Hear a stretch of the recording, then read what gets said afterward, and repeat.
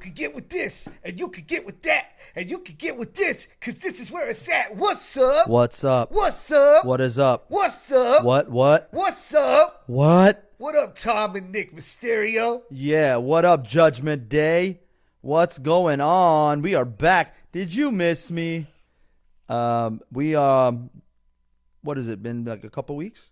Yeah, I guess so. Yeah, but we at it, man. We ain't going nowhere. We've been here. We're just doing our thing. We're back, man. It's Legend of Wrestling. It's Chamber Week. Elimination Chamber is this Saturday.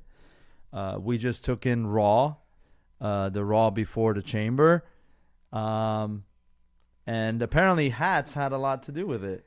And bad promos. Yeah, well, let me plug a good hat instead of a bad hat. Yeah. Just briefly before we get into this podcast. Lil, go for it. Yeah, I had the fortune of being able to attend a show of two artists that I enjoy, Mac Lethal and Gorilla Nems, where I got this nice hat.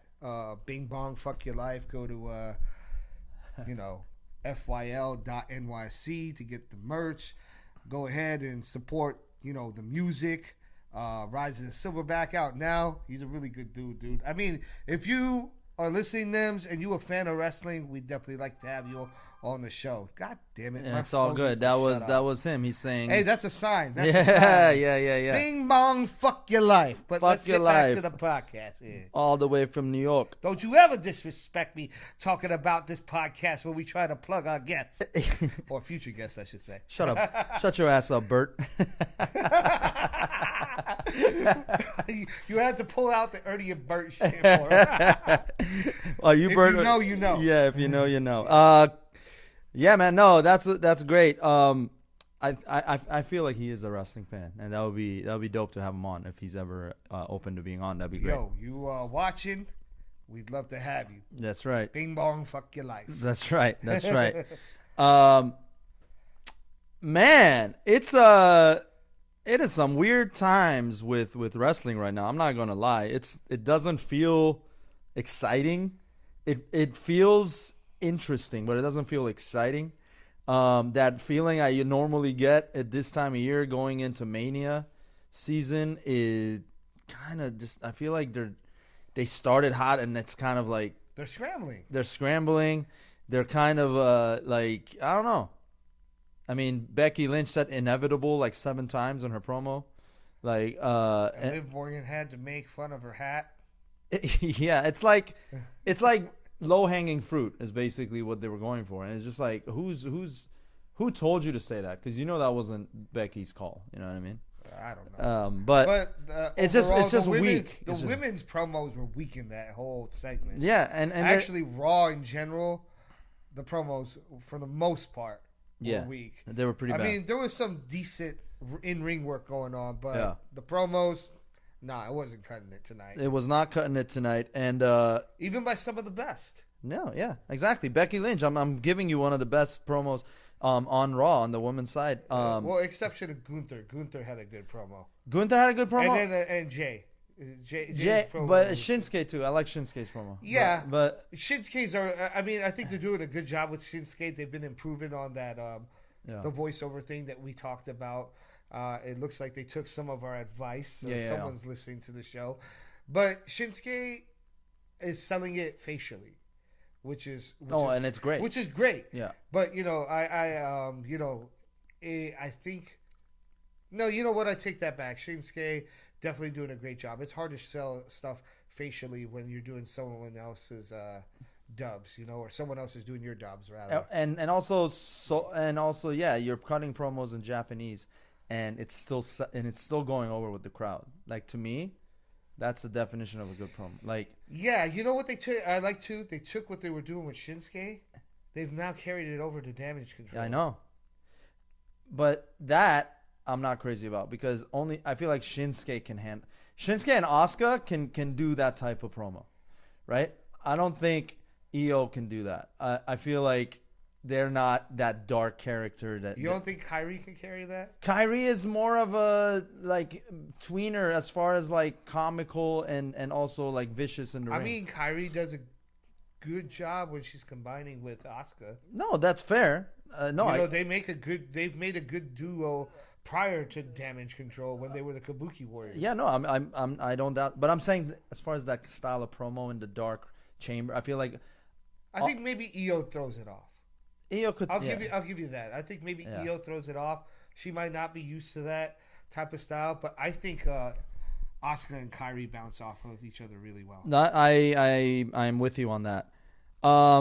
So let's talk about it, man. Let's start. Let me talk to you. Yeah, let me talk. I want you to talk to me because what's going on, LA Knight, dummy? What's happening? What are you doing at Chamber? Are you winning? Or is this all a fucking ploy for Drew McIntyre to hijack this Mania main event? Let me talk to you. Everybody out here is talking about who's going to win the Chamber, who's going to screw who has what agenda, why they should be at WrestleMania. No. The only thing you should be talking about is the hottest game in town with everybody saying L.A. Knight. Yeah. And when I walk out into WrestleMania, after I take the Elimination Chamber and I decide which champion I'm going after, which, quite frankly, it would be the low-hanging fruit if it was Seth Rollins, but it doesn't matter. Whatever it is, whoever it is, where it's at, LA Knight is coming for that title, and that title is coming home with me. And that ain't no BS. It's just a fact of life. Yeah. Dummy. All right. I think I did pretty good. That was a better promo than all the half the promos we saw tonight on Raw, man. No, that was pretty good. I used to say that if I was more of an athlete, I would have had a future in pro wrestling. Man. Cut a good promo. I know, and then you say you don't like milk, so there goes your career. You know what I mean? Kurt Angle would have probably blackballed me from the industry for that. But that's right. Sorry, Kurt. You suck. Ted DiBiase. You suck. Hollywood Hulk Hogan. You suck. Andre Giant. You suck. Fabulous Moolah. You suck. Ultimate Warrior. You suck. You suck. You suck, you jabroni. Drink your milk and have a good day. There's not really much to talk about when it comes to Elimination Chamber. Well, let's talk about that exact thing. We will talk about it, but this segment is honestly, it's going to be really short because you have 4 matches in an event that they're supposed to be doing in Australia. There's supposed to be. Well, we got 5. It looks like we got the Judgment Day is gonna be facing Tyler Bate and Pete Dunne for the undisputed WWE Tag Team. Is it really 5? Let's go. Let's go over it. Let's go over it. So we got Rhea and Nia for the Women's World Championship. Rhea's the champ. If you've been sleeping under the rock, pun intended. That should be a good one. You didn't let them get my pun intended there. I said you're sleeping under the rock. But, I don't think he's showing up at that Chamber. but everybody turned on him. And now he's like, you want to turn on me? You don't get to chant with The Rock. If you smell... How many veins does that man have on his head? Because I think there was more veins on his head than he's had championships in WWE. So. And how many championships is that? It's not that many. It doesn't matter how many championships it was. Yes, you got me. I'm a jabroni for that one. I suck. Yeah. Hey. No. Sing along with The Rock is over. If you smell what The Rock is cooking. Scratch that. What the bloodline is cooking. Until The Rock pulls one on him. Yeah, well, we'll see. We'll see if he's going to be on Team Jay or Team Jimmy. We shall find out. This is also something interesting that we'll be leading into. But yeah. So Rhea is the champ facing Nia Jax, Rock's cousin. Judgment Day champ versus Tyler Bates and Pete Dunne for the undisputed WWE Tag Team Championships. That I'm not really crazy about. I'm not either. They didn't really promote that tonight either. But anyway, it's like this weird match that they just booked out of nowhere. It's because they got to fill up the time. You're trying to build up the tag division. To be fair, I'm not going to put this on Triple H. I'm going to put this on TKO.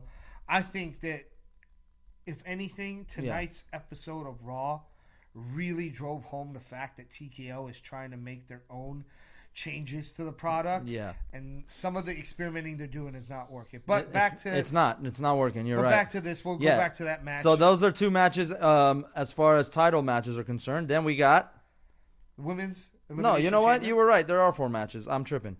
And I deserve a stunner for that. Women's Elimination Chamber match and the men's Elimination Chamber match. We got Becky, Bianca, Liv, Tiffany Stratton, Naomi, Raquel Rodriguez, who just was the final missing piece that she won her Battle Royal tonight. Very weak Battle Royal. I was not a fan of that coming out of Royal Rumble, just like a few weeks removed. I'm just like, don't give it. Another move I'm not crazy about either. It was just like put together. It's just like, just take all the. It's like we have a week till Elimination Chamber. Not even. We have it this Saturday. Well, yeah. Well, not this Saturday. It's gonna be Friday for them. Right. Yeah. Thursday for us. Is it that far ahead? Damn. Well, it's at 2 a.m. Because Australia is much. But it's 2 a.m. Saturday morning for us, or is it Friday morning? I think that it says when is this? So we're looking. So it starts at 2 a.m. Pacific time is what I read. But it's all on the same day. It's all on. No, right. I understand. Yeah. When does it say that the day is? The day is going to be. It's going to be Saturday, February 24th. Yeah. Yep. But that's Saturday in Perth, Australia, right? Right, but it'll be their evening, like it'll be their 5 p.m. And it'll be like the 2 a.m. for us. Well, I don't know what the time zones are like there. I'm just gonna have to take your word for it. But here, no, I believe you. I'm just saying I have no you don't, and that's okay. Yeah. I'm gonna show you. Elimination Chamber 2024 start time. This portion has been brought to you by Uncle Google. Uncle Google. Let's see. 1:30 a.m. is the kickoff show for our time, Pacific time, on the 24th. A.m. So that's what I'm saying. So it will be Saturday, but it's going to be early in the morning for us, not afternoon. But that's the time for us. Yeah, I understand. Yeah. That's what I'm saying. For them, it's going to be not evening. It's going to be like afternoon. No, yeah, of course, yeah. So here we can even do it Australia time. We're going to just find out what all the times are. That's the whole podcast. Oh, wow. It is in the evening. 8:30 p.m. 8:30 p.m. Yeah. Wow. It's like East Coast time here for Raw and SmackDown. So it doesn't cross over that much? It's like, Well, I mean, 1:30 to 8:30 p.m., that's a lot of hours. Someone do the math. Put it in the comments. But I'd anyway. say that it's like, what? Like, I mean, 1:30 to 1:30 is 12 hours, and then another 17 hours. Or, 19 hours ahead. Yeah, something like that. Yeah. That would be it. Then again, I'm going to take your word for it because my math sucks. So. That's all right. Your math sucks. Okay. I can tell you how many Rumble Stone Cold won. I can't tell you what I paid for my lunch today. So. And the answer is 3. That's how much you paid for your lunch today. $3. And that's why you're still hungry. And that's the bottom line because Stone Cold won 3 Royal Rumbles. The only one to ever do it. I don't think anyone else is going to match that number. But anyway, we're getting off track. Women's Elimination Chamber and then Men's Elimination Chamber. Drew, Randy, Bobby, LA Knight, Kevin Owens, Let's just do Logan this Paul. real quick because it's a real quick and short card. And yeah, let's run it. Yeah. So Rhea, Nia Jax, I think it's pretty obvious the way they're building it. Rhea's not going to lose. She's going to beat Nia Jax. Yeah, I think you and I are in agreement with that. Yeah, not much to say. I don't know what if I want to be really creative and come up with a fantasy booking of a finish. I want to say maybe something happens where. Do you think the Women's Elimination Chamber is going to start the night, or is it going to be at the end of the night? Because they usually, when they have the men and women version of the same match, one opens and one closes. So which one do you think is opening? Because that's going to change what I want to say. Honestly, I think it's going to be end of the night. I think Rhea Ripley versus Nia Jax is the headlining match. Oh, no. I think the chamber match is the headlining. I'm saying, is it the women's chamber or is it the men's chamber that ends the night? Is what I'm asking. That's interesting. But I mean, I understand. Because think about Royal Rumble. One of them started it, and then the other one ended it. No, I understand. I'm not saying that I would disagree with you, but I also would find it interesting because the way that they promoted this, it almost feels like the Rhea Ripley versus Nia Jax has that headliner feel. Does it? Over it. I don't know. They promoted that more than any of the other matches. I know. I'm not saying that it is. I'm saying the way that WWE has presented it, with all the promos, all the the segments they've dedicated to this match, it feels like they're trying to push that as a main event. Here's the only reason. But the thing is called Elimination Chamber. Right, exactly. Here's the only reason I disagree that even if it wasn't called Elimination Chamber, here's the only reason I disagree that Rhea match should be in the main event. Rhea deserves. Oh, I'm not saying it should be. I'm saying they're promoting it. As okay, fair. But here's where I think they won't, and that's Nia Jax. She's not a pay-per-view closer or a PLE closer, and that's my honest opinion of it. And that's I won't disagree. With all due respect to Nia Jax, I mean she's gotten a lot better, but I don't think she's anywhere near being a closer. I won't disagree with you there. Yeah. None of that I disagree with. Yeah. I'm just saying that they're promoting it. Right. With that, but they've also been kind of scrambling, as we said, so we don't know what like. I feel like there's a whole it's mayhem right now backstage in WWE. So okay, but that being said, so going back to I was asking you, going back to your original point. Is the women's elimination chamber opening the night or closing the night? Assuming one of them does. I think that it opens. Okay. So with that said, that means whoever the champ is going to be at the end of the night will be unknown at the end of the elimination chamber match for the women. So, I think Rhea's going to win, but I think the way it's going to happen is whoever wins the chamber. Do you think there's interference in the main event or the championship match, Rhea versus Nia? Do I? Yeah. I personally don't. So it's just going to be a clean finish? If you think there is, then I'm willing to entertain the thoughts because I'm not saying that's not possible. I just don't think it'll happen. I think it'll be better that it doesn't happen and Rhea builds her stock, her stock up even more. Exactly. Going into WrestleMania. Right, 100%. And also there's already a match on this card that is going to have plenty of interference, and that's the Judgment Day match. We don't want to do Vince Russo booking. Your favorite. Tell us what you feel about Vince Russo. Well, Vince Russo is a piece of garbage. Shit-stained, couldn't book a match, inside of a paper bag, full of shit, being rolled down the hill into a pit in hell. I want to go and piss on Vince Russo's grave. And if any of you are down with Vince Russo, I got 2 words for you. And they're not suck it. What is it? Fuck you. Vince Russo, fuck you. I hope you die. Yeah, that's that was your cameo. Thank you for coming on. We need Jim Cornette on this show. Jim Cornette, come on. Jim Cornette, that's one of my dream guests. Jim Cornette on this show. Man, I don't even know if I would be able to speak during his segments because the stuff that he says is just like you can't interrupt him. You just want to listen. I know. His podcast is great. A free plug for Jim Cornette's podcast. Yeah. But yeah, Cornette's drive-through. That's right. Oh God, I don't know what it is with that guy in Wendy's though. I'm gonna ask him, but that's a different story. He's into gingers. So, so we both agree Rhea's gonna win. Nia Jax. Okay. Rhea Ripley. Yeah, we agree that Rhea Ripley's gonna win. I was just saying Nia Jax, Rhea Ripley. Right. I'm going into R-Truth mode, Tom and Nick Mysterio style. Yeah. Yeah, don't forget Lil Jimmy. Lil Jimmy Uso is what that's going to become. But listen, Judgment Day, tag team champs. I think they're going to keep the titles. Tyler Bates and Pete Dunne, I like them. They're great wrestlers, both of them, both as singles and as tag team. Pete Dunne, I'm a special fan of, and I think he obviously took a step down. When he joined the Brawling Brutes. Yeah, that was kind of like he was this crazy guy, and then they just abruptly switched him back to Pete Dunne. I'm not a fan of that when WWE does that, is when they just sort of like, oh, well, we fucked up with that, so let's just click it off and go back to what you were. Same thing they did with, I'm forgetting all the names tonight. New Day, he was Jamaican, then he wasn't.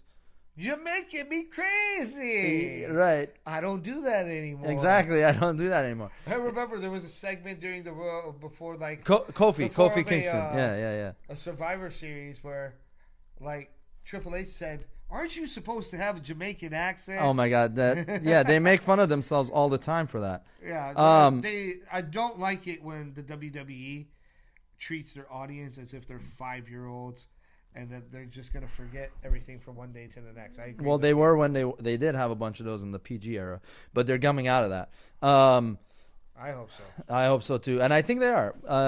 Okay, so what do you think? Judgment Day, obviously a lot of interference by Tom and Nick, and what is Rhea gonna get? Rhea's kind of been separating herself. Have you noticed? She's not really part of the four. She's not really in any of their backstage segments anymore. I don't think that she's separating herself. I think that she's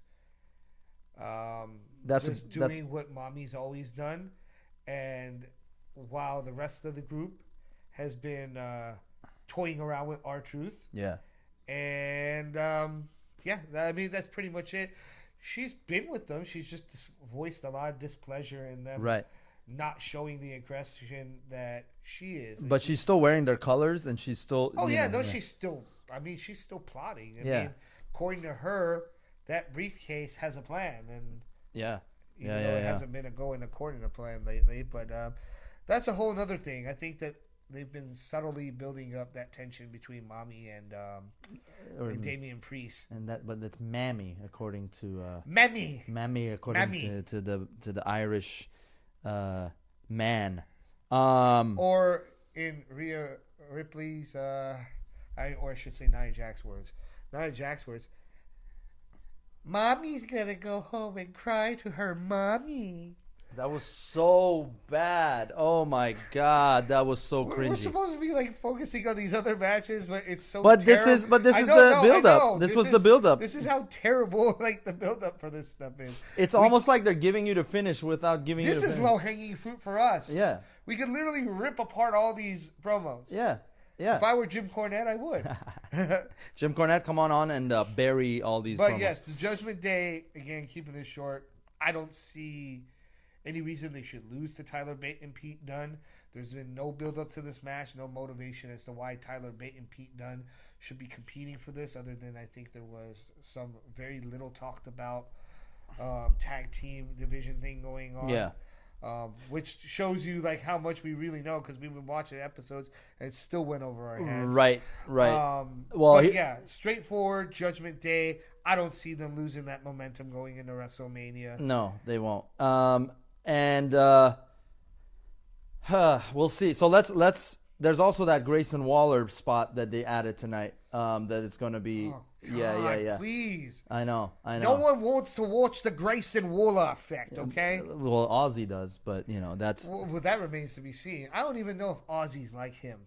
We'll see. We'll see what happens. Kayfabe is character, of course. I'm not trying to take anything away from the guy's personal life or anything. I mean, there's going. And to be fair, I've said this before, but to be fair, the guy does have a little bit of something going for him, unlike his good for like nothing waste of talent partner that goes ahead and injures people with botched moves. Yeah, theory of everything. It's like the botch theory. Yeah. Botchum theory. Yeah. He's too busy kissing up to Logan Paul, but that's a whole other story. Oh my God, you're right. I mean, Grayson, for what it's worth, I don't have anything against Grayson, but I think the segment is really just for cheap pop for Australia, which is fine, but the problem is when it takes up the time, then that might be used for another marquee matchup to make this event mean more. Right. Then I'm not a fan of that. Other than that, I mean, I have no problem with Grayson Waller. No, yeah, I don't disagree with that. What do you guys think, right? And by the way, hit that subscribe button, you jabroni. Yeah, you listening right now. God damn it. You fucking jabroni. You better press the subscribe button. Otherwise, I'll suplex you, put you in a camel clutch, break your back, and then I'll make you to be humble. Exactly. I'm the legend, Oro Chic #1. You better listen, or I'll beat the fuck out of you. You hear that? That's the legend talking. This is his podcast. Oh, right. man. You said it perfect. I did say it perfect. And here's the bottom line. Grayson Waller Effect is going to have Cody and Seth as guests on his show at the Chamber. I definitely predict, and then we'll go into the Elimination Chamber title I matches. find it hard not to. I'm going to let you say what you're going to say first. And then I will say. Okay, yeah. But I already have a feeling that I know where this is I think there's going to be an appearance by a few others that have not been advertised. I don't think the people that are promoted for this show are the only ones that are going to be there. I think there's going to be some bang for the bucks as far as the Aussie dollar. The people. You think The Rock is going to show up? It is Australia. I'm saying, I mean, okay. I mean, Roman is not even going to show up. We don't know that. You think Roman's going to show up? We don't know that. That's the thing. That's what makes this interesting. Well, the fact that Cody is there, then I could see Roman being because these two are the two that are being promoted as the center of the storyline with The Rock and Roman Reigns. Yeah. Who would interrupt them? Now, but here's the other thing. Seth's knee. The fact that they're doing this on the last pay-per-view before Mania, that gives me some optimism that Seth can go. It could do one of two things. There could be optimism Seth could go, or it could provide an out for them not to let him go if he's not ready. I.e., if something happens in this ring during this segment, it would give them an excuse to write him off. Here's another. Or it could, like you said, provide them with hope that he can go. They weren't going. If they could have it back, they wouldn't have disclosed Seth's injury on Raw. I think they would have kept it under wraps because look, since he disclosed that, he hasn't talked about it once, right? And I think that would because Punk got hurt, right? I think that kind of threw things off, and as a result, they kind of don't want the talk of Road to WrestleMania to just be injuries, right? Because that's not going to be really helping push WrestleMania. With that said, this segment provides a good opportunity to either add something that will push this storyline forward to the next level, or it has the potential to really fall flat. So we shall see. Depending on what they do with it. So, and it's hard to predict a segment, but usually I'm not a big fan of like segments like this in the middle of a pay-per-view. Right. They're usually done for comic spots or celebrity spots. Yeah. But in this situation, I would tell anybody that's watching, this is a segment that you'll want to pay attention to for one reason or another. Yeah. I think they got to do something big on it if it's going to be on the PLE. It's not going to be in the beginning. It's not going to be in the end. It's going to be in the middle. And I think it's going to be right before the final Elimination Chamber match. Yeah. It's kind of easy to book this whole show based on the card. You kind of know where most of these matches are Exactly. So, moving on. With that said, women's chamber match. You said it's starting it. I honestly think it's Becky Lynch. And I'll give you my reason why. It's a very short, brief reason. I look at all the women on this card, and minus Raquel Rodriguez, who I think has the personality of literally a cardboard box.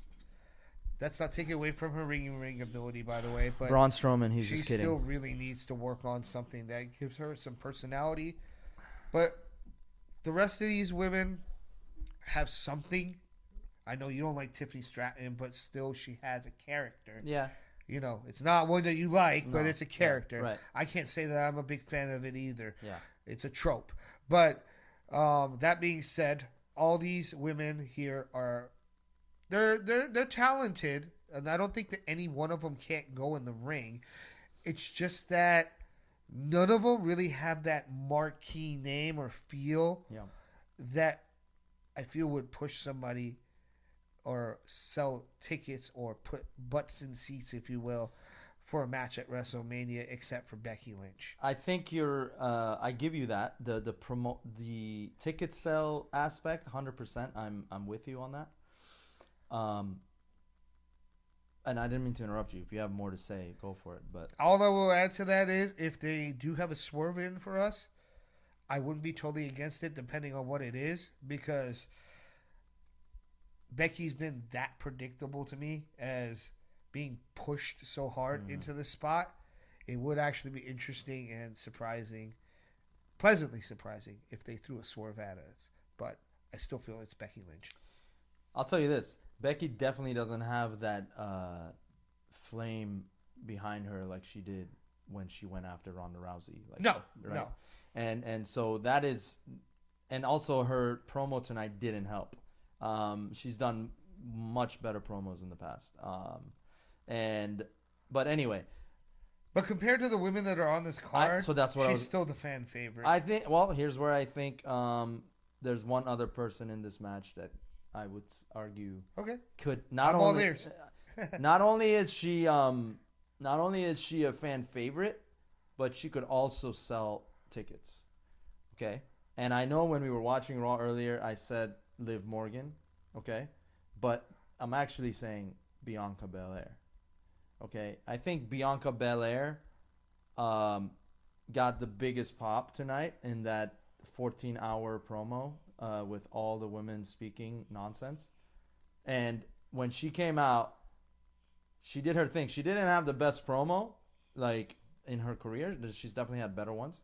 And I even mentioned that she should rebrand and get away from this EST stuff. I think it's getting stale.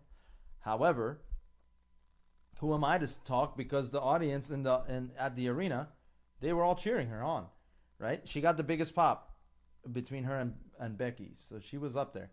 And she's main evented WrestleMania already. So, to me, She's also already won this event. she's also won this event. Now, from a politics standpoint, I'm with you that I think it's Becky's turn. Like, it's gone full circle. Like, it's her turn, right? But I think as far as like fan and ticket sales, I think Bianca still is up there. Well, let me ask you a question that might be related to this, but I'm not necessarily sure because my memory's hazy. And my favorite to win it is Liv Morgan, but I don't think based on ticket sales and all that, I think Bianca and Becky are. Well, let me ask you this question. Yeah. Because this is also something that came to mind to me. Becky initially lost that title not to anybody, but She gave it up. Gave it up because she To went Asuka, on yeah. maternity, right? Right. She hasn't won the title since, right? Other than the NXT title, right? Right. So essentially, this is the title that she's never lost. Yeah.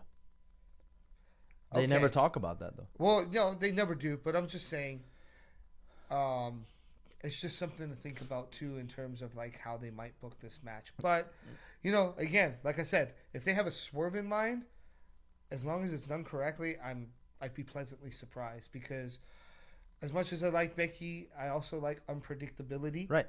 And if they have a way to market one of these superstars in a way that will make this match at WrestleMania a great event, I'm all for it. Yeah. But just for prediction purposes, I'm picking Becky. And the men's elimination. Hold on, I wanna button this up because as you just said, Oh, yeah, that's unpredictability. right. Go ahead, yeah. Unpredictability. My apologies. No. This is based on the fact that if Rhea, now this all depends on where these matches are on the card. Okay, if the women's chamber match follows the women's title match, okay, then what I'm about to say will be it will be hot for the PLE, and that is that we're both agreeing Rhea's gonna win, right? She's gonna beat Nia Jax. Where does Nia Jax go from there? Does she snap? And then break into this elimination chamber match? Okay, that's again only if the chamber follows the Rhea match, but and there's history there with Becky, right? I think there's history there with Raquel, but specifically Becky Lynch, right? I have a feeling if Becky was to lose this match, that's how it would be. It would be Nia screwing her out of this match to set up a Nia Becky like rematch. I feel like that would be something too because based on what's gone on the past couple of weeks, I feel like they have unfinished business. They do. And even in the promos, I'd be Nia more has ex- alluded to the fact that you're not going to face Rhea Ripley. Right. You're going to face me. Right. Even though she's alluding to being the champ, Yeah. but But I'm saying that animosity is still there. They have Right. unresolved yeah. issues. Yeah. So So to me, I'm giving your idea legs. right. She's got legs. Sorry, that was a callback to 25 years ago. Well, I liked having Stacy Keebler on staff. She was the perfect assistant. John When I Laurinaitis. was executive officer of talent relations. I can't even remember what I was going to say because I was overwhelmed with such people power. Yeah, and you were overwhelmed with a lot, clearly, because that's why you're. There's like a restraining order on you right now. You need to stay away from all things wrestling, and even. That's not true. I was a victim. Vince McMahon took advantage of me and my position of executive vice president of talent relations and the best Raw general manager ever. Let me guess. Your favorite match is what? Triple threat? How did you know? Because- People power. No, that's Laurinaitis power. You dumb idiot. I wish LA Knight would see you right now, just so he could hit the dummy button if we had one. Whoa. It seems like we have a problem here. No, I you, have the solution for you. no, you don't. We're going to book Oh my God, what a is it? triple threat match between you, Let me guess. Stacy Keebler, Wow. All right. and The Undertaker. Candice Michelle. And once the match is over, Uh-huh. the problem will be resolved. Listen, People power. we had no problems until you showed up. Is that what I'm trying to say? And you were probably the worst general manager in Raw and SmackDown. Well, I'm history. sorry. The Garcia twins would disagree. The Garcia. Listen, man. Listen, dude. You need to go. You probably have a court hearing coming up soon. There's a litigations against you right now. So yeah, maybe you shouldn't be on a podcast. I am innocent, and people power will prove me innocent. The Bella twins disagree. So and those are your stepdaughters. So you should probably tread lightly there. The bottom line is. I don't know if what we're doing is too soon. No, it's not. We're not. That's funny. But listen, we're gonna have I'm not condoning the actions of John Laurinaitis, or as Irish sheep call him, fucking John Laryngitis. Yes, exactly. Piece of shit. Yeah. No life motherfucker. Yeah, you abuse people. You are a piece of shit. You touch your stepdaughter. How could you do that? Yeah, By the way, there's no actual proof that he did that, but allegedly. there's speaking. alleged things that he has done in the WWE. That's why he's in hot water. That's all I can say. That's right, and that's why we Without getting myself in any legal trouble. exactly, and that's why we don't. The weather report doesn't call for an F5 anymore either in the WWE. So we'll just leave it at that. Yeah, well, unfortunate for him, it wasn't Vince that told him, "You're fired." Yeah, Vince, that's ironic because you're fired. And I wonder if the TKO board presented to him just like that, walked him in there like, Vince, we've waited all our lives to be able to do this. Vince, you're fired. Vincent K. McMahon, sayonara, man. You're gonna rot based on these allegations, which are very strong. We'll get into that as soon as after we Right, touch we upon will, this last we will. match. But here's what I want to That'll say. be the final thing. That we will talk be the about final, tonight. exactly. So, I think I'm gonna go with that. I think Nia interferes. But then again, that means Rhea's match has to go first. And I think that's a strong match to start it. And then they go into this chamber match, and then they do Judgment Day, and then they finish with the men's chamber match. That's my order of the paper PLE. Becky Lynch doesn't win. As a result, if it is gonna be, So if it's not Becky, who will it yeah. be? That's the- So I did say Bianca has the same star power to sell tickets, but if Nia Jax is gonna get involved, I kind of feel like Liv is gonna be that want to come and steal that win. Liv would have the most motive. Yeah, right. Storyline wise, Liv would have the most Right. motive if it was to be anyone else. I think the one out of these 6 contestants that I'm excited for right now, that I feel like could come out of Chamber with some momentum and get a big push going into Mania is Liv. Bianca has done it already. Becky has even done it already. Naomi is still like unsure as where she sits on this totem pole since her return. Tiffany Stratton is Tiffany Stratton, and then Raquel Rodriguez is Raquel Rodriguez. yeah, she just came back too. So it's like it would not. I think politics will eliminate those two because Tiffany was a replacement and Raquel just got back. Well, if you also want to look at it from a business standpoint, if it wasn't Becky, I would pick Liv Morgan. And the reason for that, other than what we've already mentioned, is the fact that she's the youngest out of the crop. Yeah, Other than Tiffany. Actually, Tiffany is still young, but she's green. yeah, Liv Morgan's been in the business long enough to where she kind of understands her place and knows what's going on. yeah. But at the same time, she's old enough. She's old enough to have all that experience to know where she is. She's young enough to the point where they can potentially use that to push a new star for years moving forward. 100%. Yeah, Liv is the future. So that's my take on that. Okay. Men's elimination. Men's Elimination Chamber. You want to start this one? You want to talk about it? It's Drew versus Randy, Bobby Lashley, LA Knight, Kevin Owens, and Logan Paul. Again, I don't feel like this is a hard decision for me. I really think it's Drew McIntyre. I don't want it to be Drew McIntyre, to be honest with you, even though I believe Drew McIntyre has done exceptional mic work over the past couple months. Absolutely. And I'm not saying that he doesn't deserve it. It's just that, I'm just as much a mark as anybody else for this business. Yeah. So I obviously have my favorite. If I wanted somebody to win, and if this was like quote unquote, like something where I knew that it was, well, I'll just put it this way. We all know who I love in this match. I would love it if LA Knight won. I know. Unfortunately, from a business perspective and knowing about this business, I still feel like WWE doesn't have enough confidence to pull the trigger on him just yet. Mm-hmm. They're waiting just a little bit longer for a payday or a big moment. Because of that and the storylines that are drawing people back and forth, I just have to say right now it's probably Drew McIntyre. If I were to pick one person that was to swerve and win this, if it wasn't Drew McIntyre and they decided to go in a totally different direction, Randy Orton. That's a big take. Randy Orton at Mania? I mean, yeah.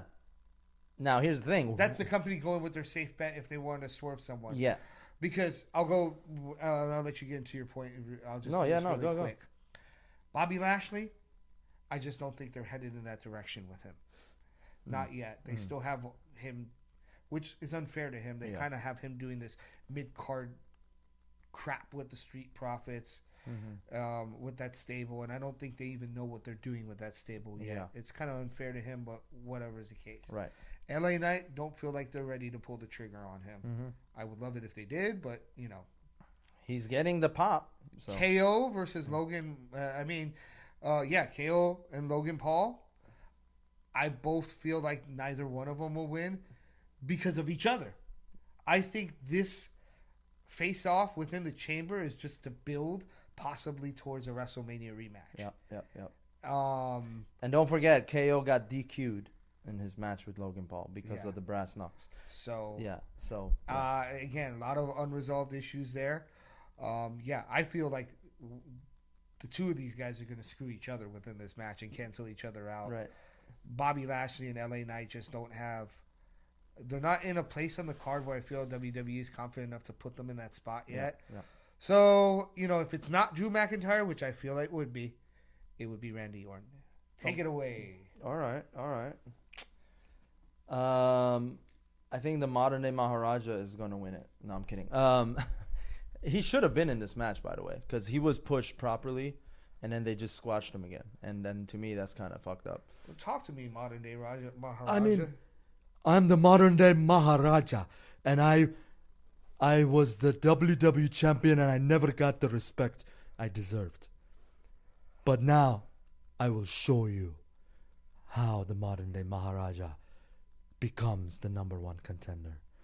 Seth Rollins, I'm coming for you at WrestleMania, and I will have my moment.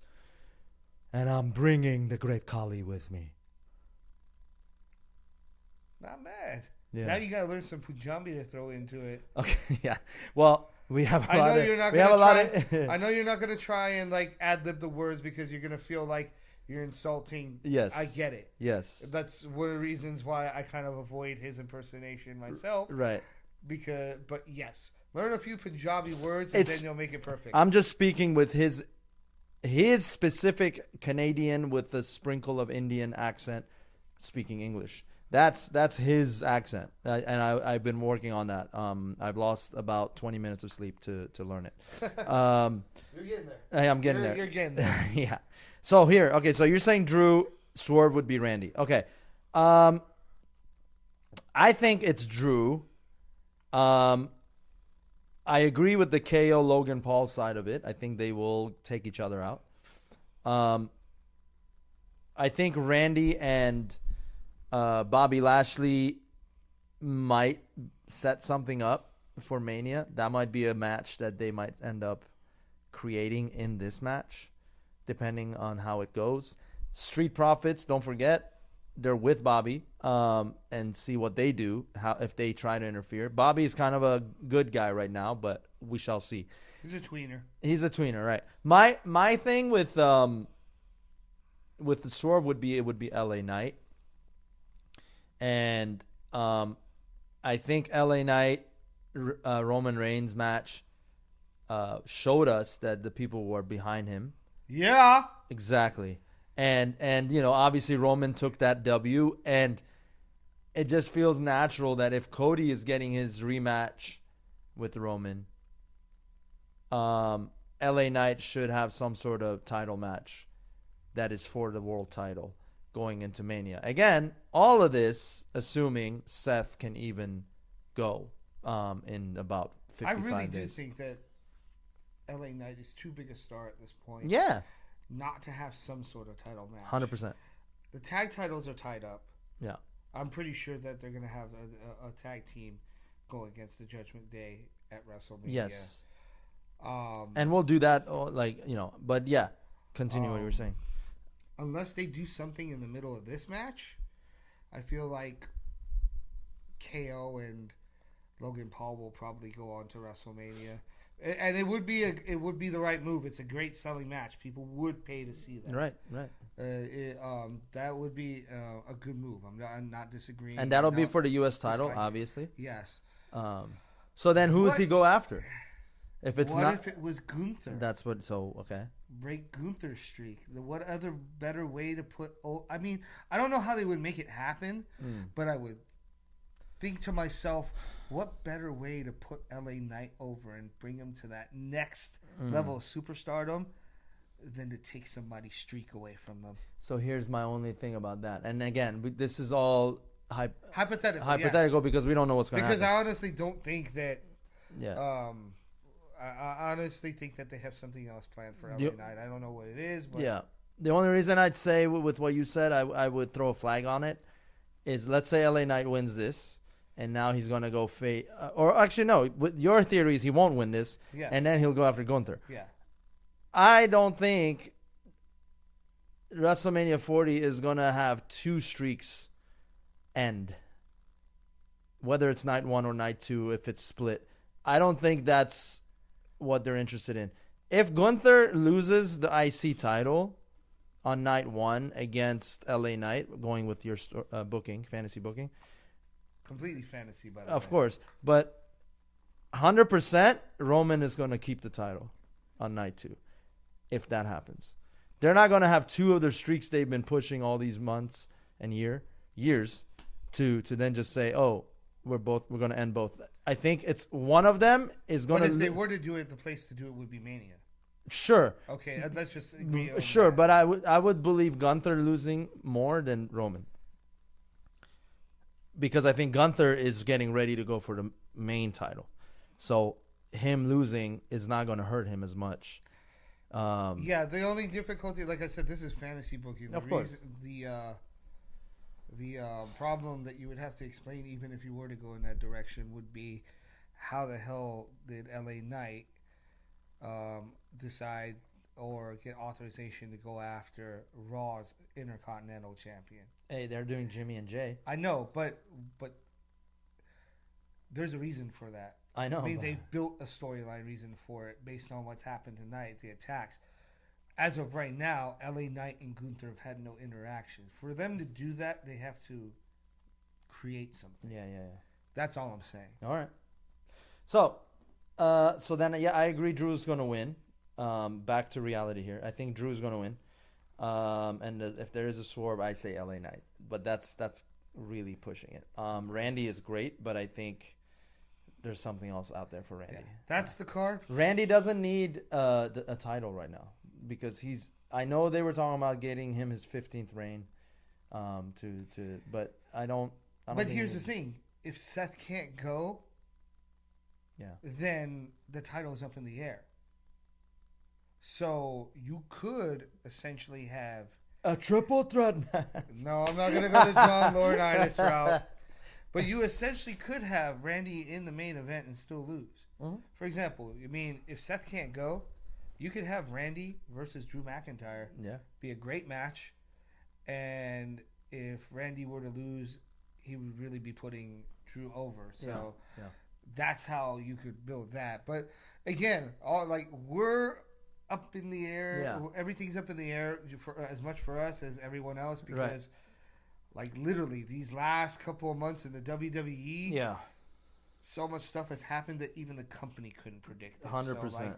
100%. We're lost just like everybody else. And a big part of that is this next dark topic that we're about to segue into, and they're trying their hardest to bury anything that's related to these allegations against Vince McMahon. Oh hell!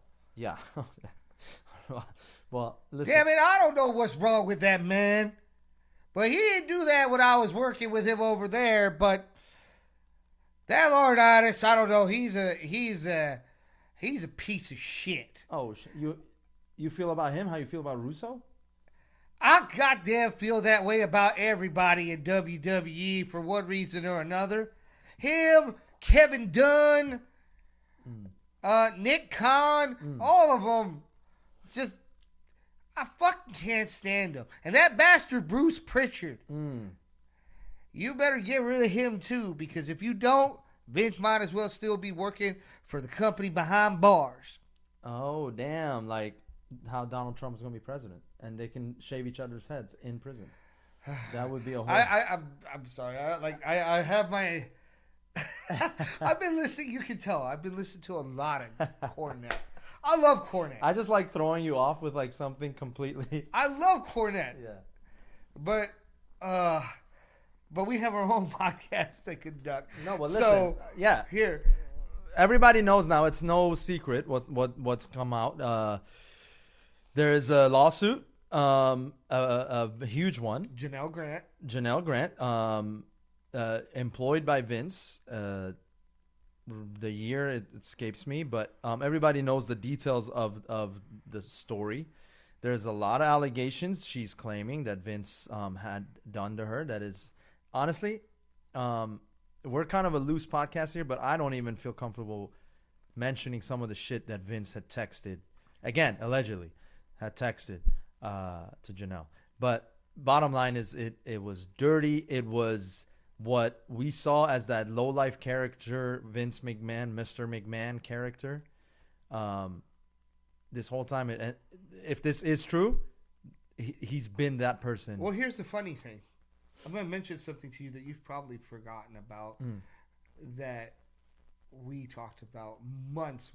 Actually, probably the third week that we created this podcast that leads into a lot of this stuff. Okay. You and I, and later on, we're going to put this up later.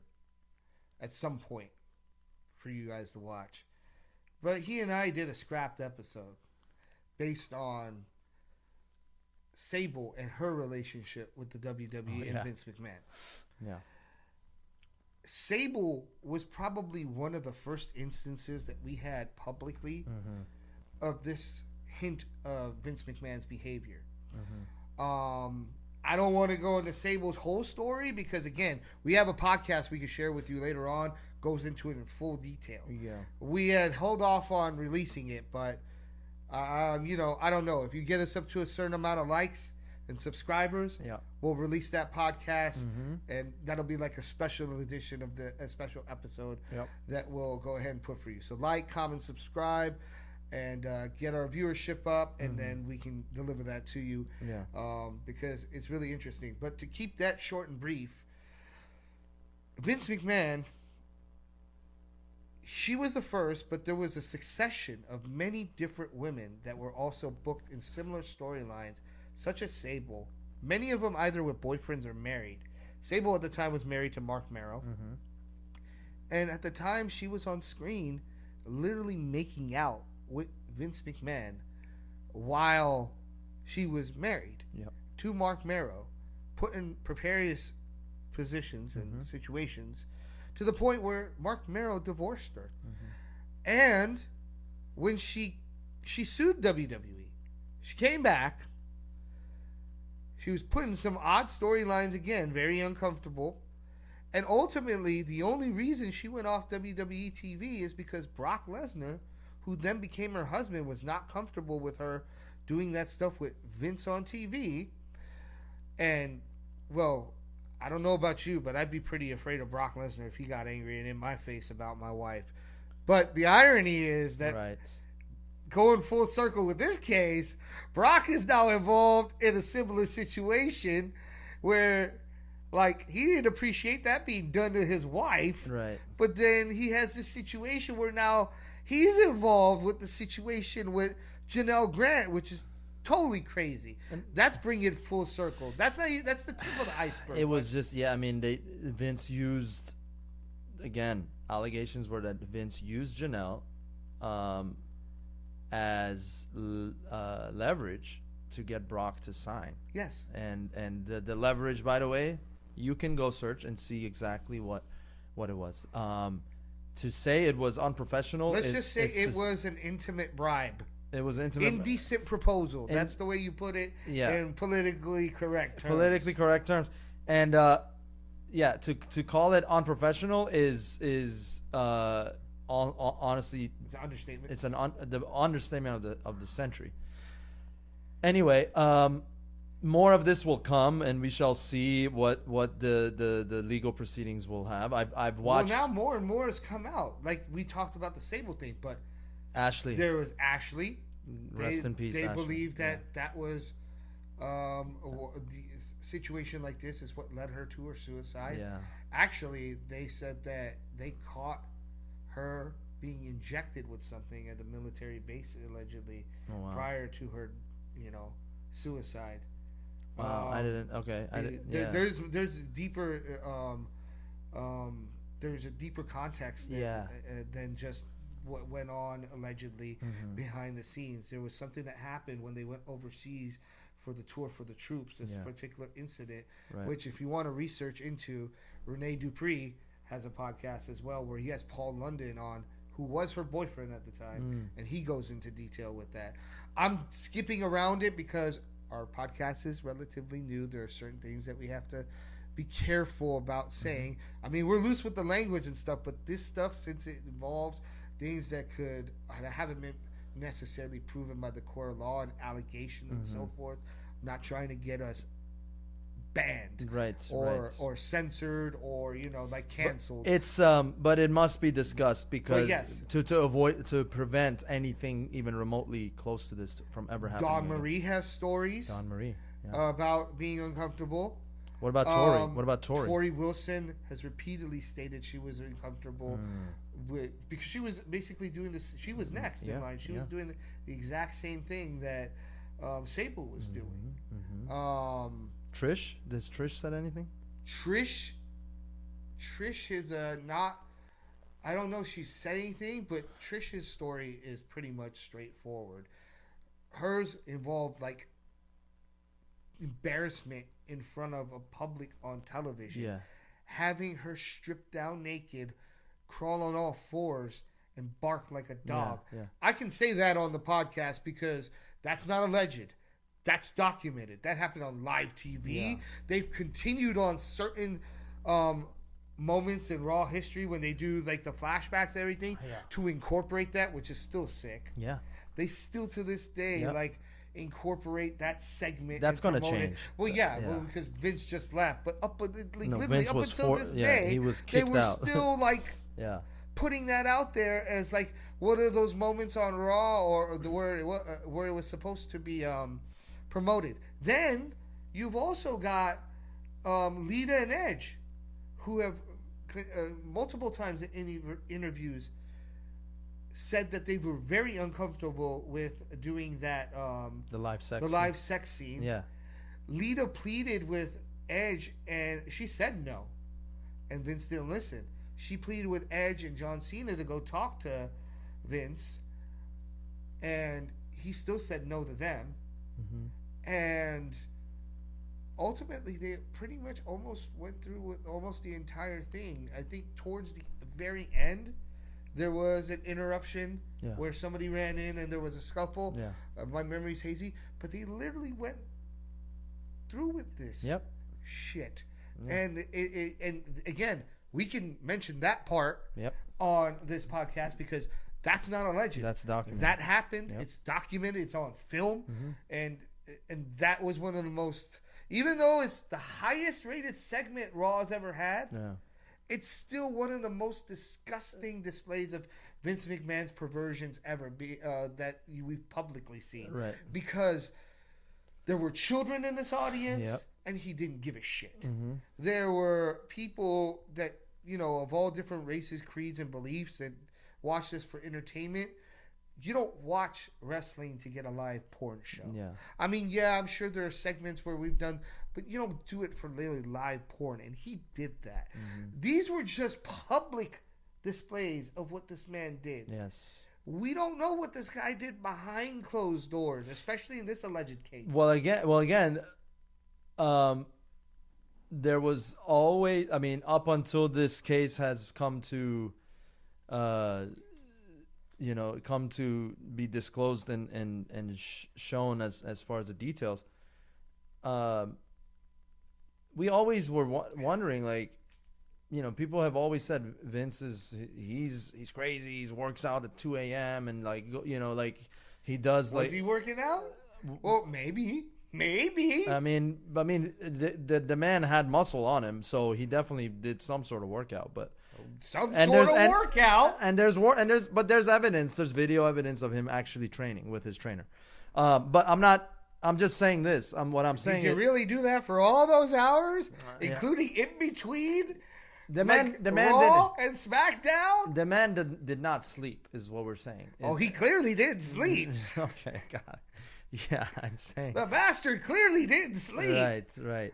Neither did John Laurinaitis because he got his wake-up call from Janelle Grant every Tuesday and Saturday too. Yeah. That's what's in the documents. But I remember growing up and talking about wrestling with the peers. It's like, yeah, Vince he's crazy. He's like and there was always this little question in the back of everyone's head, like, he's playing these roles like way too convincing. Like I always thought, like on screen, like the ones that he was directly involved in. Yeah. And I was always like, this is genuinely like old man creeps. And but we never, like, we always had the benefit of doubt because it was wrestling. It's scripted. It's a show. We're supposed to be watching it to suspend our belief. Exactly. Kayfabe. But here's the thing, too, and to piggyback on your point. Now, you recall back in the day, Ted DiBiase was brought into WWE to play the $1 Million Man gimmick, right? Yeah. The $1 Million Man gimmick is basically a megalomaniac that basically can get people to do whatever he wants by paying enough money. Yeah. And the way that it was pitched to Ted DiBiase, and you can quote him on that, you can go look it up, this is documented, when he asked what kind of character he was going to play, they told him, the character you're going to play is the character Vince McMahon would be if he was a wrestler.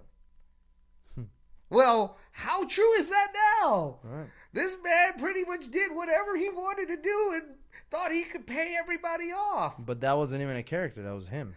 Apparently. Exactly. Yeah. Exactly. Yeah. That's what I'm getting. They basically drew inspiration from Vince McMahon, gave it milder version of it to a character. But how true is that? That it would be Vince McMahon, that literally a milder version, a less perverted version of Vince McMahon, that $1 Million Man Ted DiBiase would be playing. Yeah. Wow. Yeah, it's horrible. It's horrible. Stephanie, it makes so much sense now that Stephanie McMahon left the company when Vince initially was stepped down as the chair of WWE, and then he weaseled his way back in, and then this litigation unfolded, and then now he stepped down again. But if you guys remember, in between that time, Stephanie came back to be the chair, and then once Vince came back, she actually left the company, and now we're starting to see why. There's a Stephanie promo with Vince from like 20 years ago, and it's eerie watching it now, because in that promo, Stephanie was the innocent daughter and Vince was the, billionaire, like evil owner and father. And she goes into some details in that promo that are very, very consistent with the claims on Janelle's litigations. And the way she showed, I say she played it very convincingly, the victim role. And she was screaming at her dad saying, "You made me do a lot of things I didn't want to do while I was here." And she starts to really go into detail. I don't know if you remember this promo, but it was like in the locker room, and Vince is just playing like, "Oh, what are you talking?" And she's just going at him, and it's like, it's emotionally fueled, and it's very convincing. And if Stephanie was leaning on something real, it really was believable, because I believed, and I think any person who's seen that promo or that backstage segment would agree that it was like it made you stop thinking of this is wrestling entertainment, but rather, holy shit, like this looks like it was blurring the lines of reality. It's completely believable, because Stephanie is on record. She has an interview where she talked about one of the most uncomfortable things, where she literally told her dad, "No, I won't do." Yeah. It was a storyline. I can't go into the full detail of the storyline, not because of the podcast. It's kind of hazy. Yeah. But you can look up this interview. But the gist of it was, at the end of it, Vince McMahon Stephanie was to be pregnant, only to be revealed that he had the incest baby with Stephanie. Yeah. And this is not alleged. You can look it up. It's an interview that Stephanie McMahon says that this is the one thing that her, because they asked her, "Has your dad ever pitched you a storyline where you had to say no to?" Mm-hmm. And she said she was talking about the storyline. She said it was uncomfortable, and she said she had to say no. I mean, that's not even something that you wouldn't even want to put on TV. Oh my God! But it just goes to show you how perverse this man's mind was, and how much he did not give a damn about, like, what storylines he put out there. A lot of these storylines that he put out there were for his own self-amusement. They would satisfy his own perversions. Yeah. Look no further. We don't even need to look at the sexual stuff. Look no further than the Kiss My Ass Club. Oh my God.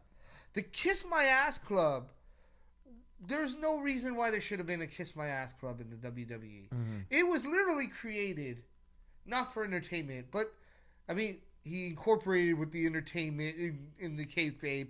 But the reality of it is, if you look at all the people that were in the Kiss My Ass Club, it was usually served as punishment for somebody that's pissed them off backstage. and they literally kissed his ass. Think of it, like William Regal. Yes, I remember that. Jim Ross, Yeah. who constantly clashed with Vince McMahon. Got fired numerous times because of it. Yep. He's probably one of the only upstanding people backstage in the WWE that had any sense, and that's probably why Vince fired him so many times, but he was forced to rehire him because, well, guess what? The people love JR. And JR is damn good at his job, even at this age. Yes. Whether it was going after talent or whether he was doing commentary, JR knows this business. Yeah. I mean, the guy learned from Sully. I mean, he's another like older legend, and that's a whole different story. But JR is a solid guy. Yeah. Most people. There are some people that have a problem with JR, like Buff Bagwell, but most people find JR to be a very upstanding person in this business. And again, like, it's just you go on and on and on about these people that have all had problems and all have stories about what Vince McMahon has done. It's just opening Pandora's box with like all this shit that we thought was. We're getting more than what we asked for. We're getting yeah, absolutely. So to go back to why WWE is in shambles a little bit right now with their storylines, with their business. Don't forget, not even more than a few days before this lawsuit came out, Rock became part of the board. This is not a gimmick. This was a shoot. He became part of the board of WWE. He's one of the top guys, and the reason he is on the chairman board of TKO. He's on the board of TKO, and he purchased his name, The Rock. So now it's actually his intellectual property. Now, all that aside, this happened. Rock joins the company. Vince is on stage with him, right? This has all happened. Triple H is on stage, and the TKO members are all on stage. They're doing their presser and they're taking their photo ops, and then literally a couple days later, this comes out. You have to believe that TKO is gonna. Then there's already rumors of this, strong like verified rumors that TKO is heavily considering cutting ties with anyone associated, even remotely, with knowledge of this specific situation and if they were involved in any way. Now it's already happened with Brock. What happened with Brock? Brock got removed from every storyline he was involved with, and taken off of the cover of the video game. Now here's the thing, on like a lighter note, just to wrap this podcast up as well.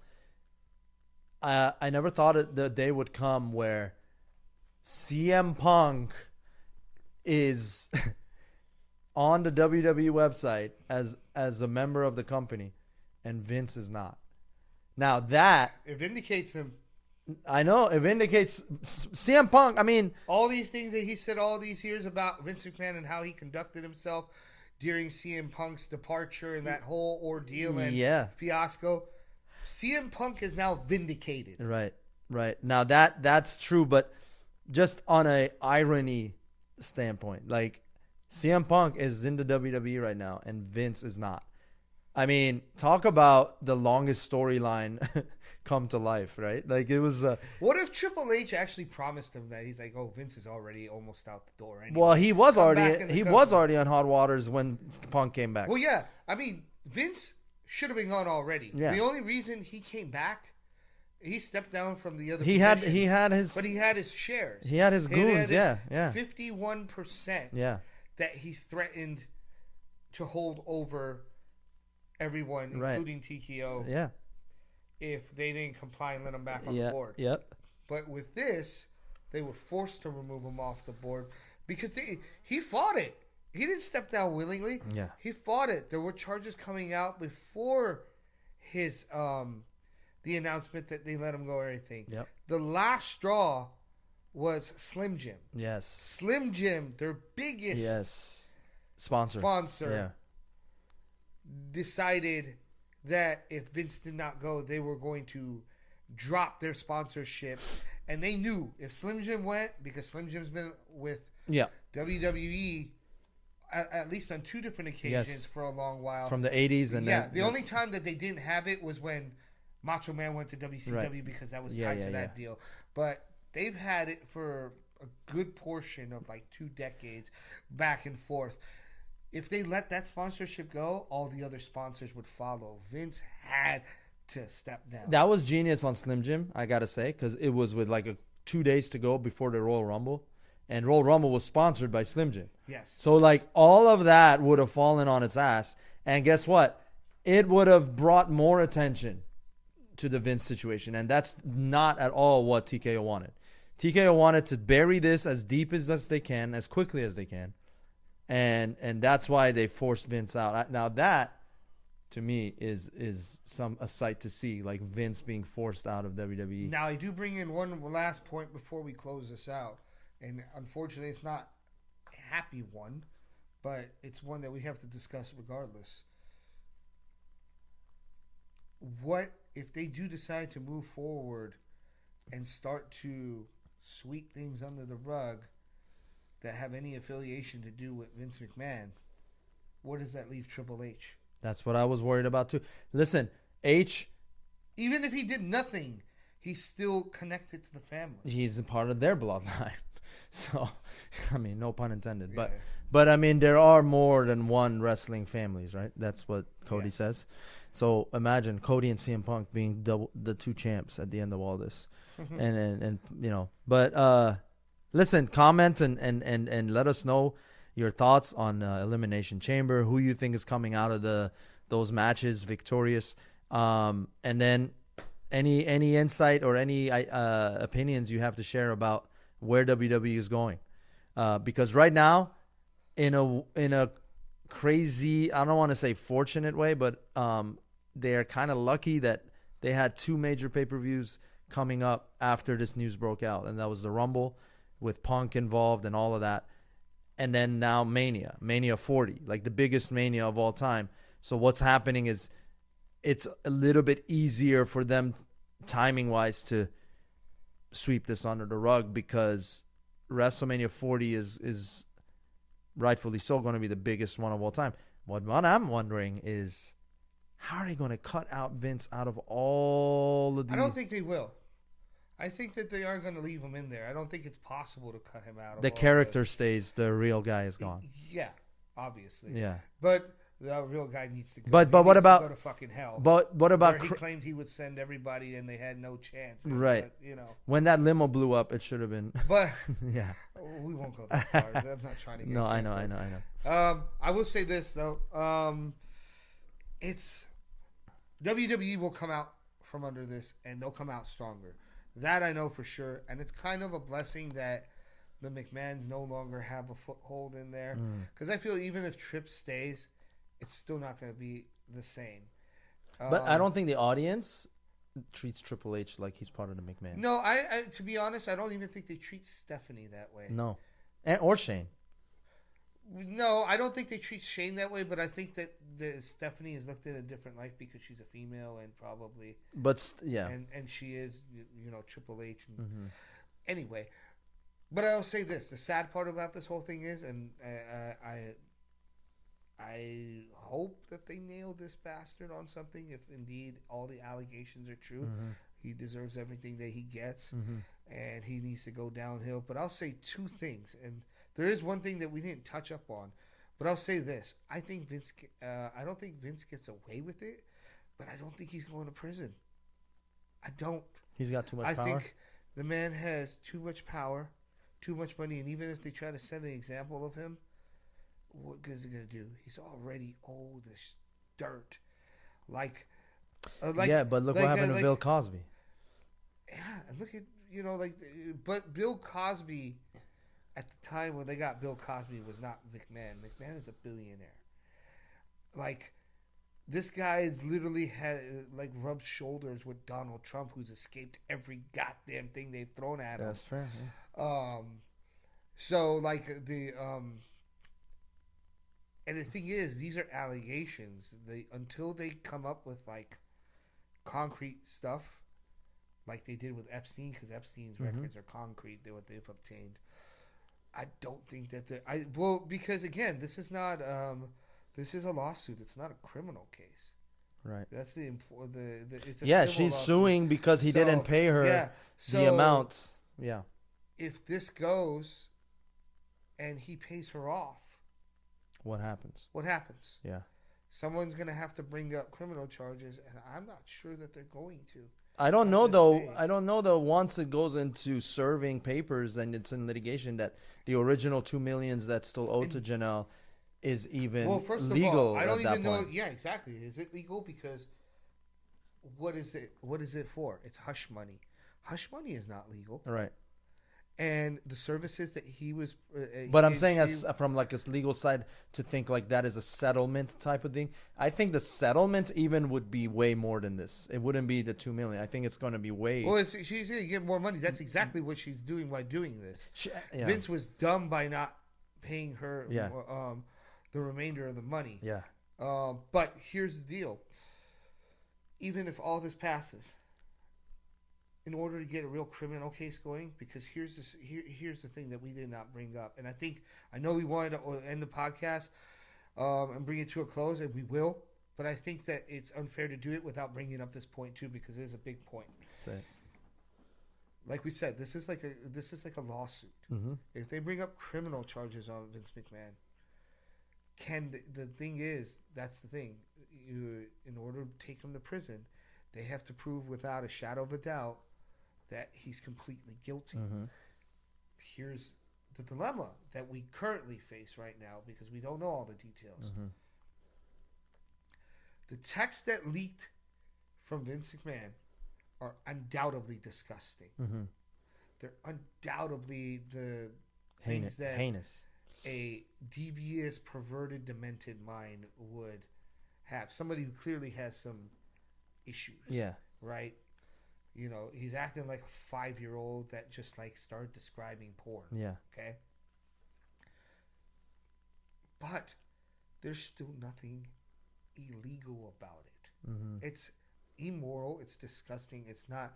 It's unethical. It's unethical, and that's what the suit is for. Obviously, because you could bring up criminal charges in the case of. That's what I'm saying. You could bring up criminal charges in the case that he was using company funding. Yeah. Yes, but when it comes to the actual act and the allegations that she's bringing, such as sex trafficking, we've looked at some of these texts, which we won't again read out loud, Mm-hmm. but They're all out there. You can go they're specifically, except one particular exchange, they're all Vince's text. I know. They're not her responses. Oh. We don't know what her replies are. Mm. They're redacted. Yeah. Not only that, the one text that is included, because she did have one response in there, she refers to him as baby, and she's speaking with him cordially. She's not even telling him to stop. Yeah. It's like they're discussing a business transaction. Mm-hmm. You gotta think to yourself. I mean, I know what Vince did was totally devious, unacceptable. He basically took a girl who had just lost her parents, lost her job, and had no basically form of income. He manipulated her. He groomed her. Mm-hmm. Yes, 100% guilty, disgusting. Mm-hmm. Guy should definitely be punished for that. But just on that level. But when you're gonna allege that there's sex trafficking going on and that stuff, you gotta prove the man was peddling her off Mm-hmm. to different executives, because it's not just Brock and No, there was and other. Laurinaitis that they're bringing up. There's 12 different executives Yeah. that are unnamed as to this point. Mm-hmm. Here's the deal. Even if the original agreement was, okay, let's just say for shits and giggles, you and I sit down and we're having this discussion, that Janelle Grant had a discussion with Vince McMahon and they agreed that she would perform certain favors in exchange for what Vince did. Mm-hmm. That's between her and him. Mm-hmm. When you start, which is, it's prostitution, but it's not trafficking. Mm-hmm. When you start trafficking, it means when he starts sharing it with the other executives. But you would have to prove that she did this against her will. Uh-huh. And the question is, look, you slept with the man once, maybe twice. if you didn't like the situation you were in, why didn't you walk away? We don't know all that. Yeah. That's well, I'm saying from the perspective of the court of law. I'm not trying to get him off the hook. I'm saying, like, these are things that if they go to court, these are things that they will say to try and get him off. And the prosecution will bring this up to her. Yeah. Why didn't you just walk away? Why did you wait until you didn't get the money that you were owed if you were being this abused on this level to do this? And that's the mystery that still exists. And I think all of that is gonna get unfolded in the next. That's gonna be some scary shit. Yeah, it is. But it is something to think of. It's like, yes, Vince did some evil stuff, but it's important to look at the facts and realize that Janelle may not be a saint either. And until we find out what's really going on, like I caution people into falling into the trap of thinking that Janelle is completely innocent either. At minimum, she's at minimum. And I'm not saying that makes somebody a bad person, but at minimum, she participated in prostitution. Because she exchanged things and she accepted gifts. And but to go back to what you said, she was groomed into doing all this. So there is some brainwashing involved. We don't. Again, she's allegedly groomed. Right. Because. Well, yeah. Because in the beginning, she obviously wasn't. Like grooming takes a lot of time. Like. Again, like we don't know because these texts and whatnot. I'm not saying that she was and wasn't. I'm saying until we find out, we can't. It's one of those things where we allegedly have to say he allegedly did that. Yeah. We have to look at it as she allegedly did things too. Yes, of course. It's all around. That she has are redacted. Yeah. And that's the real question. Like, he's a dirtbag for sure. John Laurinaitis, definitely a dirtbag. But let's not paint her as a saint until this is over, because just like we opened Pandora's box, there may be some other things in that box we find out that may make Janelle just as evil a person. We shall see. We don't know, but either way, it's not right what happened to her. No. Bottom line, no, it's not. It's absolutely hideous and heinous. So again. We will find out. We'll learn more all together with everyone watching this on this litigation. Oh, fuck, Vince, you can go to hell. As far as the on-screen entertainment WWE that we they'll come out better for it. They'll come out better for it, and let's see what happens going all the way through Mania and beyond. So, well, we got Elimination Chamber, as you said, Saturday Elimination Chamber. We'll shoot another episode to react to that, and then painting the road going to Mania officially. It's the final roadblock on the road to WrestleMania. That's right. And they used to have that pay-per-view. Remember that? WWE Roadblock. Yeah. Well, after this, the picture should be a whole lot clearer. Yeah. I think they'll tie up the loose ends that will. were this mess that was created after the Rumble and the mishaps. Let us know what you think about all the things discussed today on this episode. Hit the subscribe button, or you know where Sheik will find you. Like, comment, subscribe. We are on IG, Legend of Wrestling Podcast. That's right. We're also on TikTok, YouTube, and we'll be posting more clips from these episodes as well. And again, keep your eyes on our brand, because we got some good things coming up as well. Some little Easter eggs for you guys. So. Until next time, I'm Pej the Maniac. That's Weapon X. Time to time becomes the Sheik in honor of the Great One. Amen. That's right. And you've been the jabronis that watched Legend of Wrestling. Catch you on the next one. Because you suck, Teddy Bears. You suck, Dusty Rose. You suck, Randy Savage. You suck.